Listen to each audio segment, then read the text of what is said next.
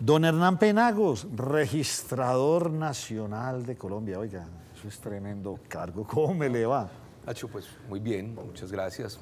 José, un saludo a toda la audiencia. Pues primero muy complacido de Medellín, como siempre, y muy complacido de estar aquí con ustedes, de que me hayan invitado a su programa, así que aquí a sus órdenes. Bueno, entonces usted me va a disculpar, voy a hacer una cosa rara. Voy a hablar primero con Hernán Penagos, ¿le parece? Sí, señor. Y después hablamos con el registrador. Bueno, muy bien. Entonces le voy a cambiar así esa dignidad.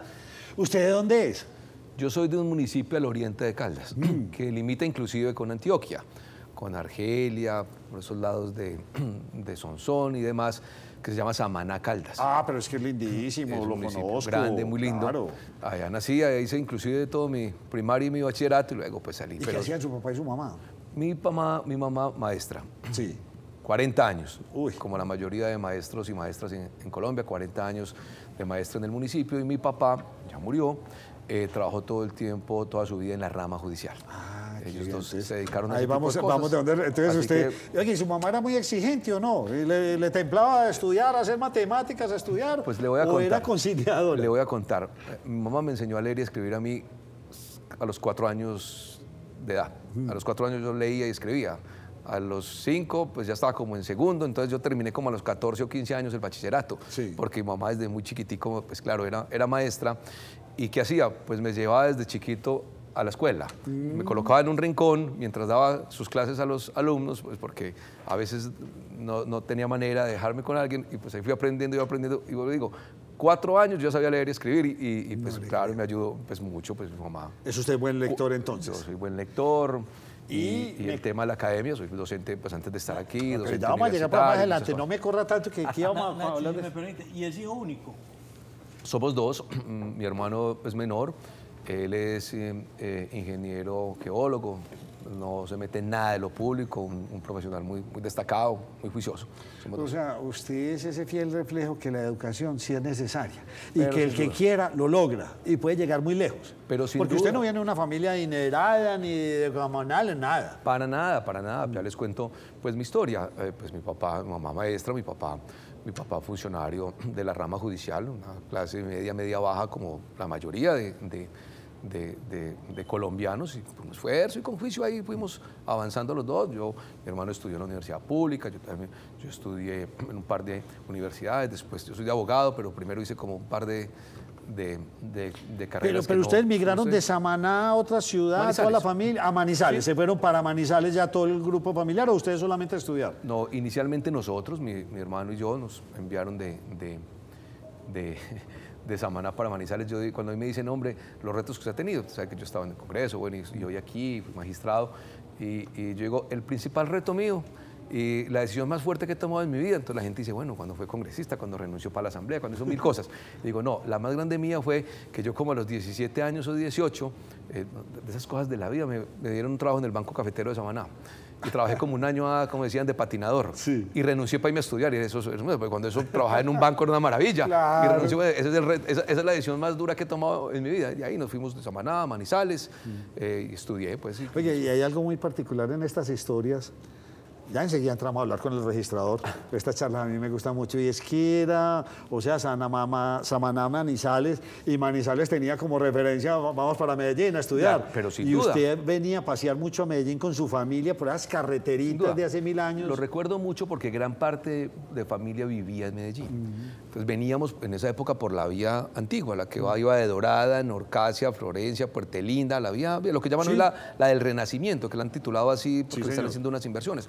Aquí llegábamos a Medellín, mucho, veníamos mucho a Medellín porque pues, esa región, como limita, hay mucha ascendencia antioqueña, eso, pues es una tierra muy paisa, pero además la familia nuestra, sobre todo por parte de mi madre, era muy grande y tenían varios de sus hermanos, vivían en Medellín, nosotros vivíamos en Samaná, entonces a Medellín era una constante. Usted se gradúa en Manizales. Yo me su gradué carrera. en Samaná y luego estudio Derecho en luego estudio Derecho, estudié Derecho aquí, terminé, hice luego una especialización en Manizales, luego eso, bueno, en fin. ¿Y cuándo le picó la vena política? ¿Y cuándo Nacho, arrancó? pero antes bueno. usted dice que estudió otras dos carreras que no... Yo estudié economía como 5 o 6 semestres, no me sonó mucho, me retiré y estudié Derecho. Por eso yo, cuando algún amigo mío tiene un hijo que vea hombre, que lleva 4 meses, 4 semestres, le digo, mire, yo hice como 2 carreras antes de estudiar Derecho. Luego, uno tiene que dejar que la gente vaya como acomodándose y encontré la carrera adecuada. Pero estudié Economía. Yo hice 6 o 7 semestres de Economía y me retiré.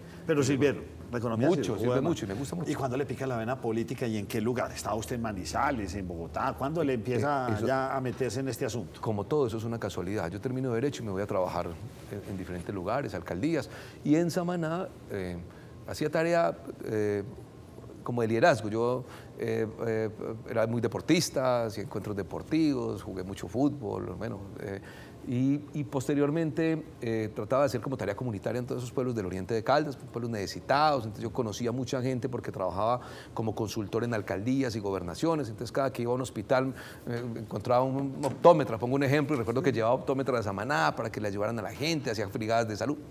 Cosas que me gustaba como por ayudarle a pueblos de esos que saben ustedes que fueron pueblos muy golpeados por la guerrilla, pueblos durísimos. ¿Cuántos años tenía más o menos? Yo tenía, piense usted, unos 20 y algo de años. Ok, estaba joven y estaba con toda esa energía. Y bueno, y de esas cosas un día cualquiera, lo de siempre. Hombre, ¿usted por qué no se lanza a la alcaldía de Samaná? Y dije, no, yo no quiero. Y bueno, y fue pasando el tiempo y un día cualquiera me dijeron, ¿usted por qué no se postula a la asamblea? Conocía bien la administración pública porque venía a ser consultor de muchas entidades, conocía muy bien, era asesor de alcaldes, de gobernadores, y me postulo a la asamblea, me hago diputado, luego renuncio, me hago representante, y eso se fue yendo muy rápido. La verdad es que te voy a contar, yo creo que es primera vez que cuento esa historia en mi vida. Yo casi no hablo de mi vida personal, es primera vez que yo hablo de lo que he hecho, y es eso. Samaná es un pueblo que, saben ustedes, tuvo serias dificultades, como toda esa parte de Antioquia, Argelia, Sonsón, muy dolorosas. Eso fue una situación de desplazamiento inmensa. El 80% de la población de Samaná fue desplazado. Las afecciones por los temas del conflicto armado fueron brutales en ese pueblo y en todo ese corredor del Frente 47 de las FARC. Fueron épocas muy difíciles. ¿Usted como paisa le ha dado duro o ya está completamente acostumbrado a su vida en Bogotá? Pues hombre, yo nunca he vivido de tiempo completo en Bogotá. ¿Usted se casó Llevo con una paisa? 15 años, me casé con una mujer también caldense. Qué bien. Y llevo 15 años, casi 20, con mi vida profesional en Bogotá, pero nunca he vivido en Bogotá.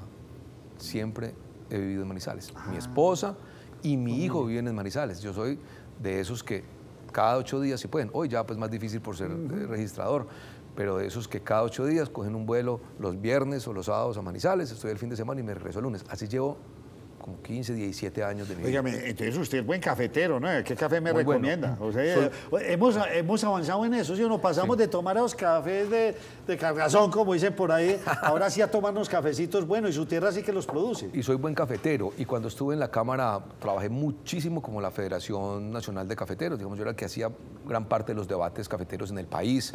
Cuando ocurrió el paro agrario, lo recuerdan ustedes, que fue muy fuerte. Parte de ese paro, bueno, fueron muchas circunstancias. Recuerdo un señor de apellido Gaviria, antioqueño, que era muy visible frente a ese paro, y gran parte de eso era porque la carga de café estaba a 450.000 pesos. Los cafeteros están quebrados.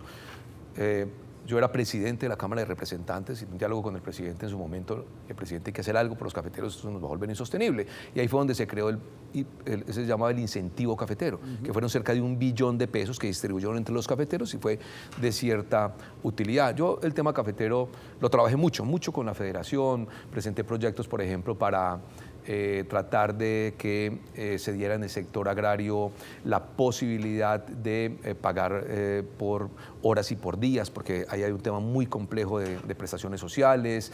Trabajé mucho en proyectos relacionados con esas deudas agrarias que algunas personas tenían y que no pagaban por cuenta del invierno, logramos superarlas. Mire, el café es un café que tiene el café tiene una condición que yo echo de menos a veces que la pierdan de vista los expertos. Miren, el café es un cultivo democrático. Y digo democrático porque es un cultivo que es muy intensivo en mano de obra. Entonces, para cultivar café se requiere muchas personas para que lo recojan. Luego es un café, insisto, no lo digo yo, lo dijo Naciones Unidas, es tan democrático que logra que la economía cafetera irradie a todos lados. Por eso los pueblos cafeteros son, como dicen en las tierras nuestras, unos hervideros. Usted ve las cantinas, las tiendas, son pueblos vivos. Los pueblos ganaderos son más tranquilos porque una finca de ganado de 100 hectáreas la atiende una persona. Y no tiene estacionalidad. Y una tienda de ganado cultivado de 100 hectáreas la atiende una persona, Sí. una finca de ganado, mientras que una finca cafetera de 100 hectáreas necesita cientos de cultivadores y de recolectores. Luego, el café es un cultivo muy democrático que pesaba mucho en el Producto Interno Bruto anteriormente en Colombia. Como hoy ya no pesa tanto, a veces siento yo que las autoridades públicas lo pierden un poco de vista porque no pesa tanto en el Producto Interno Bruto, pero ese es un error, porque el tema del café no es lo que pesa en el Producto Interno Bruto, sino las familias que se benefician de él. 560.000 familias, perdóneme, cerca de eso es- 4 millones de personas. Luego, casi más de la tercera parte de los campesinos de Colombia están en el café. Yo pienso que al café, cualquier día fue la ministra saliente de Agricultura a sacar su cédula a la registraduría y le abrió un poco de eso. Y lo que yo digo es, el café hay que cuidarlo, no por lo que impacte económicamente en la economía, sino por las familias y el número de personas que se benefician de él. Luego usted logra una cobertura muy alta. Además tiene una institucionalidad cafetera pues, que es probada, porque la federación y todo eso son entidades. El servicio de extensión, por ejemplo, de café, de los agrónomos que ayudan son de lujo. Yo le he perdido un poco de vista de eso hace unos cuantos años, pero el café es un sector que hay que cuidarlo, insisto, porque es mucha la gente, tanto directa como indirecta, que se provee de él. Una vez, solo para cerrar aquí, era yo presidente de la Cámara, había un ministro que creo yo no conocía mucho de café, entonces los líos cafeteros y los problemas cafeteros, y me dijo, tengo la solución para el problema cafetero en Colombia, o para la situación pues, de agraria, que está tan difícil. ¿Y cuál es? No, empecemos a cultivar macadamia. Y dije, hombre, por Dios, porque usted no ve lo que ocurrió. Es que, no crea, el café hay que cuidarlo, insisto, no pensando en lo que pesa en el Producto Interno Bruto, sino en esos 3,5 millones de El personas. impacto en la familia. Mire, y le voy a hacer la última pregunta con respecto al café, que veo que es tema que le apasiona a usted, y fue lo primero que llegó aquí a pedir un café. Pero en Antioquia estamos viviendo una crisis, pero es una crisis de mano de obra. Usted tiene toda la todo razón. lado. Por ser estacionario, entonces necesitamos chapoleros que recojan, pero resulta que todos los jóvenes ahora están migrando a las ciudades, para hacer un Rappi, para hacer un mensajero, un call center, y se les está acabando esa potencia. De hecho, tengo entendido que estos chapoleros recolectores de café, pues, los salarios inclusive son bien pagos. Claro. Pero se nos está acabando la mano de obra y en un producto tan importante que no lo deberíamos dar. Además, porque tenemos marca país con el Claro. café. Vean, mire esto, los últimos datos, los que yo vi ya hace unos cuantos años, porque no he vuelto a seguirle mucho a las estadísticas cafeteras, pero el cafetero promedio en Colombia, cultivador cafetero, hoy supera los 52 años, 54, yo no sé, esa cifra ya está más de 50 años. Luego, los cafeteros de Colombia todos son mayores. Este es el primer problema. Segundo problema, no hay quien recoja café en Colombia. Todos los cultivadores de café, lo digo por la zona que yo conozco, que es Manizales, Chinchiná, Palestina, donde hay una producción de café importante, y conozco a muchos cafeteros de ahí, de esa zona, los conozco casi a todos, porque siempre hemos tenido diálogo, se ven en serias dificultades para conseguir quien cultive café. La última vez que hablé con un cafetero hace como 6 meses, me dijo que estaba trayendo personas de La Guajira en buses para ir a coger café a Chinchiná. No le creo. Calcule, de La Guajira, porque no la hay. Entonces ahí hay una dificultad muy grande. Cada que hay cosecha cafetera, se ven en serias dificultades para cobrar el café. Ahora, el café tiene hoy una gran ventaja. Está más de 2.300.000 por la carga. Yo no sé cuál es el precio que cierre hoy. Son unas cifras impresionantes. Yo conocí café a 400.000 pesos hace 8 años. Sí, y tiene que ser un negocio y tiene que seguir generando bienestar, como lo vimos en el eje cafetero, las vías, las escuelas, o sea, realmente toda esta gran producción de café se generó en un bienestar para el eje cafetero. Yo sí y por defiendo eso mucho el está café y lo Ah, defiendo no, Usted muchísimo. y yo somos defensores de eso.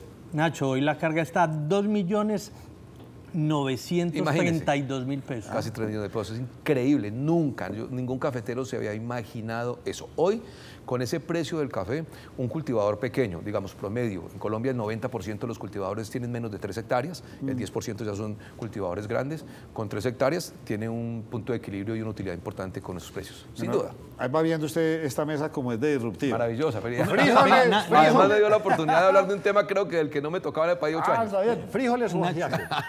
¿Cuál escoge? ¿Frijoles o ¿Qué ajiaco? vamos a decir? Frijoles de lejos. Ya sí quedó paisa, ya sí es paisa. Bueno, Nacho, a propósito de lo del café, no hay mucha presencia venezolano en estos periodos de Claro. recogida de café. Y le voy a decir una cosa que también hay que destacarlo. Muchas fincas grandes de cafeteras, en el eje cafetero conozco varias de ellas, tienen unos recolectores de café venezolanos muy altos. Es decir, un número importante de venezolanos hoy en el eje cafetero están cogiendo café. Cientos, si se quiere. Y ahorita usted nos amplía más desde la registraduría cómo están trabajando todo esto de los migrantes. Ahora sí vamos a hablar con el registrador. ¿A usted quién lo nombra? Al registrador se elige después de una convocatoria pública, de todo un proceso de selección, y lo eligen las Cortes, la Corte Suprema de Justicia, la Corte Constitucional y el Consejo de Estado. Las tres Cortes, en cabeza de sus presidentes, hacen un proceso de selección.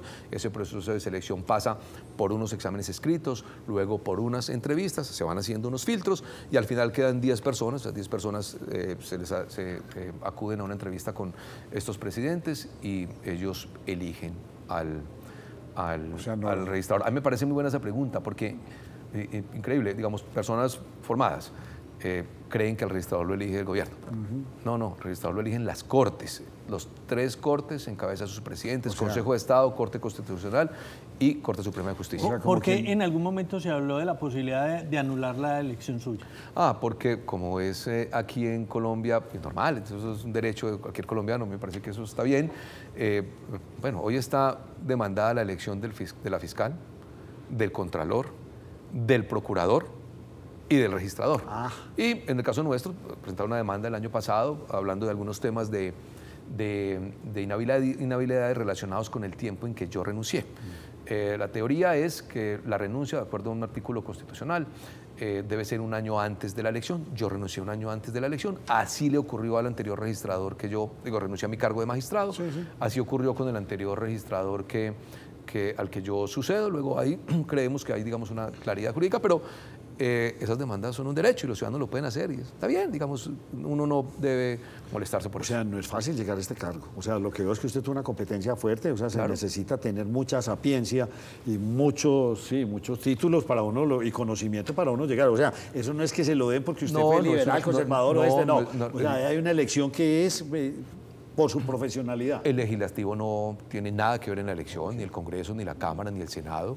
Insisto, es un proceso de selección. ¿Quién se presenta a ser registrador? Pues las personas que más conocen de derecho electoral en Colombia, porque de todas maneras hay un proceso de exámenes y de entrevistas muy rigurosos. Luego, cuando usted ve el listado, por ejemplo, la gente que se presentó son personas muy destacadas en el país, con conocimientos profundos del derecho electoral y de la función pública. Luego es un proceso muy diferente. Digamos, el proceso, yo diría, de los más complejos de elección para quienes quieren postularse en Colombia es el de registraduría, porque, por ejemplo, el contralor también importante, pero pues hoy hay un componente político, como es natural, porque lo elige el Congreso en pleno, al procurador lo elige el Senado de la República, pero también tienen que tener unos serios y vastos conocimientos, como los tienen hoy el Contralor y el Procurador. Pero este proceso es diferente, es un proceso muy reglado y muy diferente que existe desde el 91. Quiero que de una manera muy de coquito, como buenos paisas que somos, usted le explique a nuestros televidentes antioqueños y del resto del país ¿para qué sirve? ¿Qué hace la registraduría? ¿Por qué es tan importante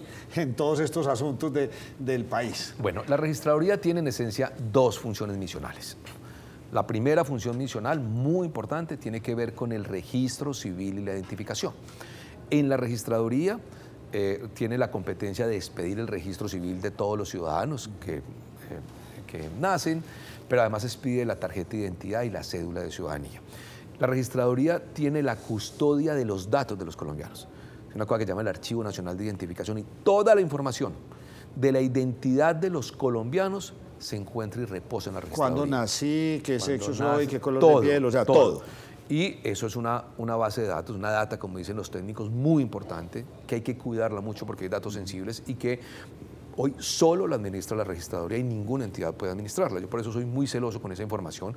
A veces los colombianos sienten que la registraduría son las elecciones y que nada más, pero el tema más importante para mí tiene que ver con la información. El día que si esa información se vulnera, se pierde o hay fraude de ella, pues se pierde la información de todos los colombianos. Calcule eso. Luego, constitucionalmente, nosotros nos encargamos del registro civil, la tarjeta de identidad, la cédula de ciudadanía y toda la custodia de la información de los colombianos. ¿Eso qué quiere decir?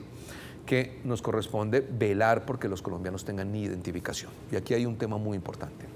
Nosotros calculamos que en Colombia hay cerca de 1 millón, oigan esto, 1 millón de compatriotas que no tienen ningún documento de identidad, ningún registro. No le puedo No creer. es poco.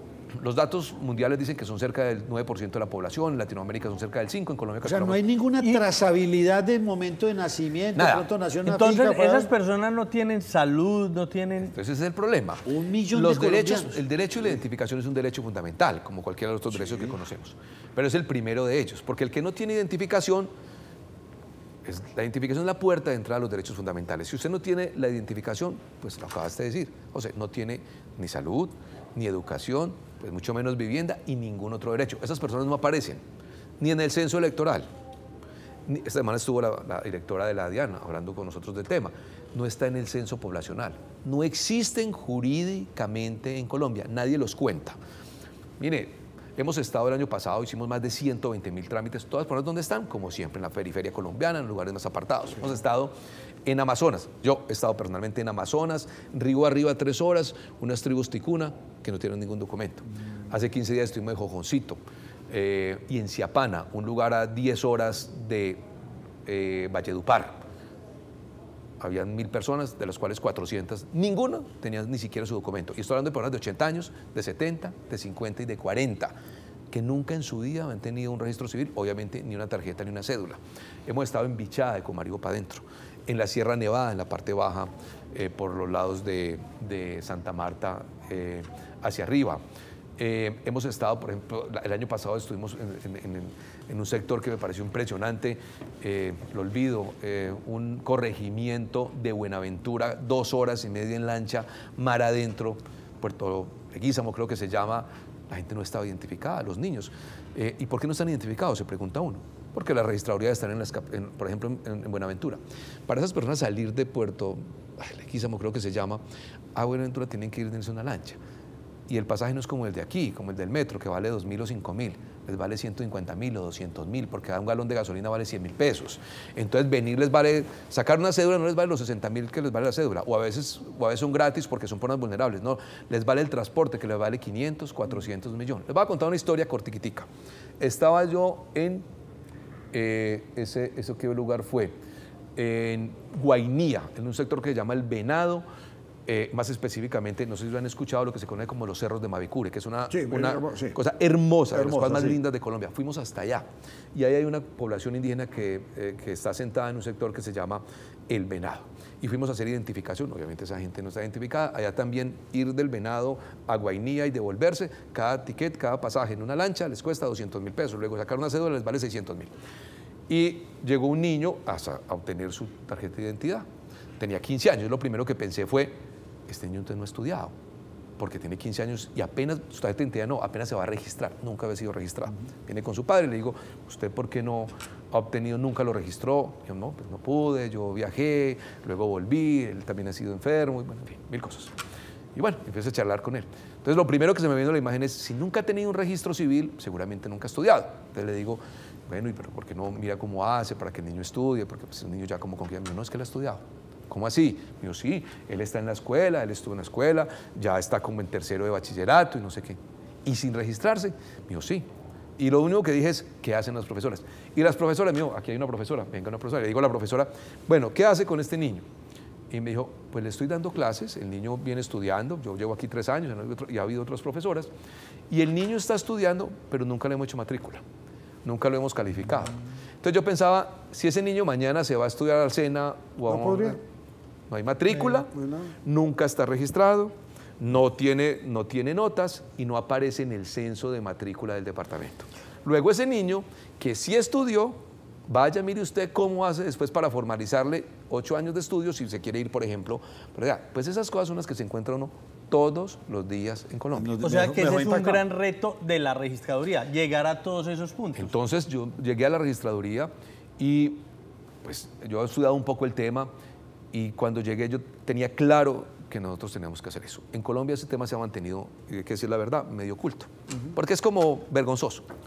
Hay que decir la verdad, es medio vergonzoso que en un estado no tenga identificado a todos sus habitantes. Eso da pena.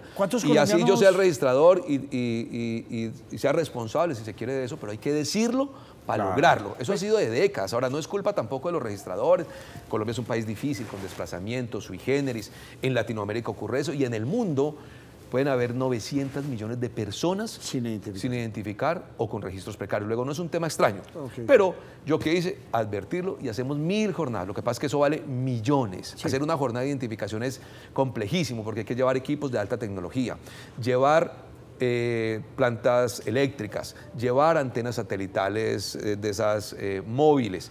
Y hay que llevar hasta bacteriólogos porque la gente no sabe ni siquiera qué tipo de sangre es. Yo les puedo mostrar a ustedes historias maravillosas que nos hemos encontrado en este año. Pero, por ejemplo, a todos esos sitios que usted nos menciona, donde ha asistido, a la par de su viaje viene ya la brigada para... Pero esa es la mejor pregunta que yo siquiera no tuve que plantearla. Es que eso es lo que a mí me duele. Porque nosotros nos vamos a hacer brigadas que son difíciles, vamos a los sitios más extremos. Yo que quisiera eso, José, Llegar de una que vez detrás con de la registraduría llegara el Estado con los servicios del Estado.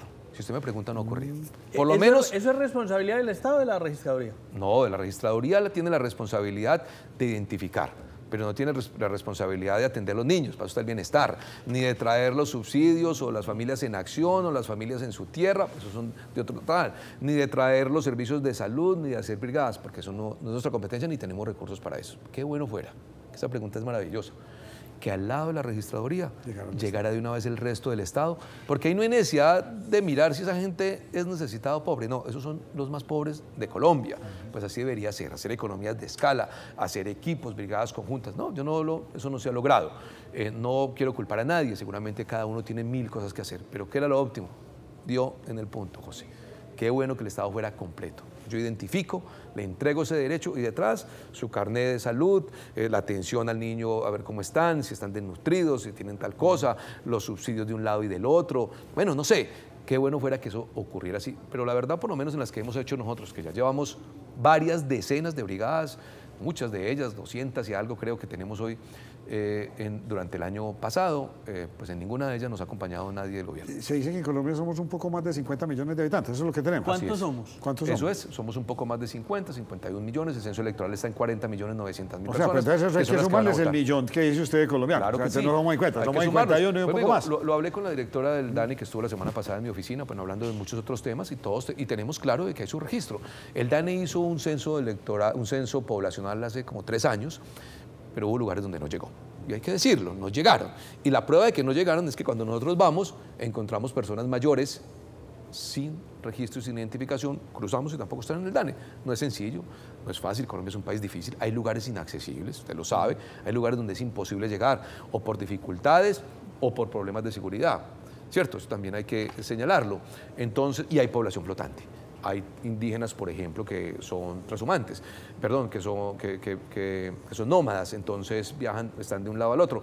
Pero con un poquito de juicio, si nos juntáramos todo el Estado, porque esas inversiones y trabajáramos más fuerte, podríamos superar mucho. Se me Mire, ocurre le cuento lo de la semana pasada o antepasada, estuvimos en Jojoncito, al norte, al extremo norte, casi en Punta Gallinas, hay un sitio que se llama Nazaret, que es la parte más alta de Lindísimo, eso. lo conozco. Bueno, yo también conozco Nazaret, No, hermosísimo. y debajo queda un sitio que se llama Jojoncito y al lado Sí. Siapana, increíble, Siapana es un asentamiento indígena, hay un colegio con 1.400 niños en medio del desierto en un corregimiento así de grande. Y fuimos a identificar, y ahí identificamos varios cientos de personas que en su vida no tenían un registro. Luego hay mucha gente a la que hay que trabajar. Y la segunda actividad es que yo me animo porque, como todo el mundo quiere hablar de lo electoral, yo trato de hablar es de registro e identificación, porque cada que les cuento a las personas, a ustedes, los medios de comunicación, a todos, lo de identificación y registro, todo el mundo dice, no puede ser. ¿Eso ocurre en Colombia? Pues sí, eso ocurre en Colombia. Imagínense, hay gente de 40 años que en su vida ha sabido siquiera cuál es su tipo de sangre. Entonces yo hablo mucho de esa porque todo el mundo quiere hablar de la electoral. Y la segunda, ya es la electoral. Ya enseguida hablamos de eso. Registrar una pregunta, pero esto es obligación. O sea, yo como ciudadano nacido en Colombia, la ley me obliga a tener, y lo pregunto más por estas comunidades indígenas, no por una persona que vive en una ciudad. ¿Ellos están obligados o ellos tienen el derecho a no tener esto? Realmente, jurídicamente, todo ciudadano tiene que tener una identificación. Pero esos lugares apartados, las imposibilidades físicas no se lo permiten. Luego, lo que tiene que hacer el Estado es llegar allá, entregarles ese derecho. Llegar allá a otorgarles esa posibilidad. Es lo que nosotros estamos haciendo. Por eso, por ejemplo, yo estoy hoy en Medellín porque vamos a abrir atención el fin de semana, vamos a hacer atención todos los sábados en Medellín. Mucha gente no puede sacar su documento de identidad o su registro entre semana porque trabajan, porque sus actividades no le permiten. Vamos a abrir en Medellín, en la registraduría especial de 8 a 12, cada 8 días para que en ese tiempo suplementario los jóvenes, las personas puedan obtener su registro, y lo mismo vamos a hacer en Becho. Ya lo hicimos en Medellín, eso ha sido maravilloso y por eso queremos hacerlo acá. Permítame, entonces, vamos a hacer una muy breve pausa y vuelvo con usted porque tengo unas preguntas bastante interesantes. Ya volvemos.